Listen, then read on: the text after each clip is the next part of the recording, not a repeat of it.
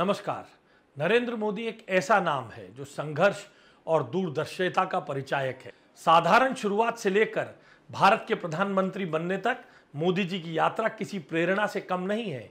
उनके नेतृत्व में भौगोलिक सीमाओं और राजनीतिक जुड़ाव को पार करते हुए लाखों लोगों के दिल में आशा की लौ जलाई है। 17 सितंबर 1950 को गुजरात के वडनगर में जन्मे नरेंद्र मोदी जी के जीवन दृढ़ता, विनम्रता और सेवा की अटूट भावना का प्रमाण है। नरेंद्र मोदी जी का जन्म एक साधारण परिवार में हुआ था। आर्थिक कठिनाइयों का सामना करने के लिए उन्होंने अपने परिवार की चाय की दुकान पर भी काम किया।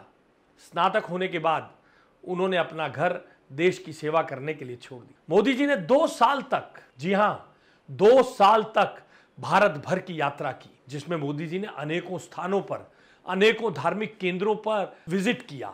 साथियों, आपको पता होगा, जब गांधी जी दक्षिण अफ्रीका से भारत लौटकर आए थे तो गांधी जी ने भी भारत की यात्रा की थी ताकि भारत की सही स्थिति का आकलन किया जा सके। 1965 में भारत पाकिस्तान के बीच युद्ध के दौरान अपने तरुण काल में नरेंद्र मोदी जी ने स्वेच्छा से रेलवे स्टेशनों पर सफर कर रहे सैनिकों की सेवा की। और आज भी हम देखते हैं मोदी जी के मन में अपने सैनिकों के प्रति सम्मान साफ साफ दिखता है।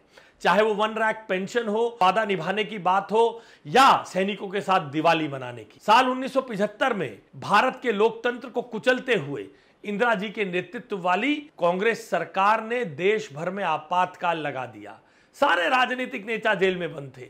ऐसी स्थिति में मोदी जी ने भूमिगत रहते हुए काम किया। 1985 में वो बीजेपी से जुड़े और 2001 तक संगठन का काम करते रहे। इसके बाद मोदी जी को गुजरात का मुख्यमंत्री बना दिया। मुख्यमंत्री के रूप में मोदी जी ने गुजरात के विकास की योजनाओं को लागू करना शुरू किया, जैसे वाइब्रेंट गुजरात, पंचामृत योजना, सुजलाम सुफलाम योजना, चिरंजीवी योजना, ज्योतिग्राम योजना, आदिवासी और वनवासी क्षेत्र के लिए विकास के लिए वन बंधु योजना आदि। इसके बाद हम सब ने देखा कि साबरमती को किस तरह से सफाई की गई और कैसे साबरमती रिवर फ्रंट का विकास किया गया है। कच्छ रण उत्सव की शुरुआत भी मोदी जी ने ही की थी। मोदी जी की दूरदर्शी और विकासवादी नेतृत्व को गुजरात मॉडल के रूप में देश में ही नहीं, विदेशों में भी प्रशंसा मिली। कांग्रेस के 10 साल की भ्रष्ट शासन से जनता तंग आ चुकी, नित नए भ्रष्टाचार उजागर हो रहे। तब जनता ने 2014 में नरेंद्र मोदी जी पर विश्वास जताया और 30 साल बाद पूर्ण बहुमत की एक सरकार बनवाकर देश की बागडोर मोदी जी ने अपने बचपन में अपनी माता को धुएं में खाना बनाते हुए देखा था। अपनी मां के कड़े संघर्ष से प्रेरित होकर देश की माताओं और बहनों को धुएं से छुटकारा दिलाने के लिए उज्ज्वला योजना की शुरुआत। आज इस योजना में अब तक आप जानकर हैरान होंगे 9 करोड़ 59 लाख यानी 9 करोड़ 59 लाख कनेक्शन दिए जा चुके हैं। आपने देखा देश कैसे कांग्रेस के शासन में सिलेंडर की लंबी लंबी लाइन लगाता था और आज फोन पर सिर्फ एक मिस कॉल के जरिए सिलेंडर आपकी रसोई तक पहुंच जाता है। स्वच्छ भारत अभियान द्वारा देश की स्वच्छता के लिए लोगों को जागरूक किया गया।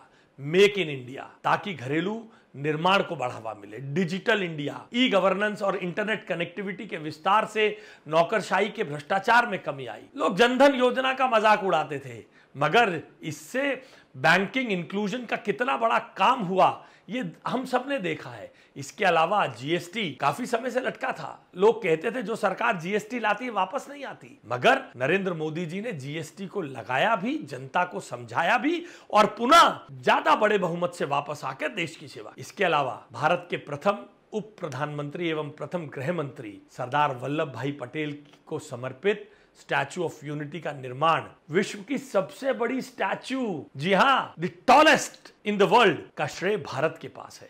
182 मीटर ऊंची है। ये सरदार पटेल जी की देश के प्रति समर्पण का, के प्रति हमारा एक उक्रीण होने का प्रयास। मोदी जी के नेतृत्व में भारत एक अधिक प्रभावशाली विदेश नीति के साथ विश्व के मंचों पर सक्रिय भागीदारी निभा रहा है। G20 की सफलता इसी का परिणाम है। आज हम लुक ईस्ट पॉलिसी नहीं बल्कि एक्ट ईस्ट पॉलिसी की बात करते हैं। भारत की विदेश नीति का सबसे ताजा उदाहरण G20 के देशों, जो अब आने वाले समय में G21 कहलाएगा, का सफलतापूर्ण आयोजन है। जिस प्रकार लीडरशिप समिट में दिल्ली डिक्लेरेशन के रूप में आम सहमति हुई है, उससे केवल विश्व को ही फायदा नहीं होगा बल्कि भारत की विश्व में साख बढ़ी है। ग्लोबल साउथ का शब्द इजाद करके उसे G20 में बिना किसी बाधा के शामिल करवा लेना नरेंद्र मोदी जी की विदेश नीति का एक जीता जागता उदाहरण है, सफल विदेश नीति का।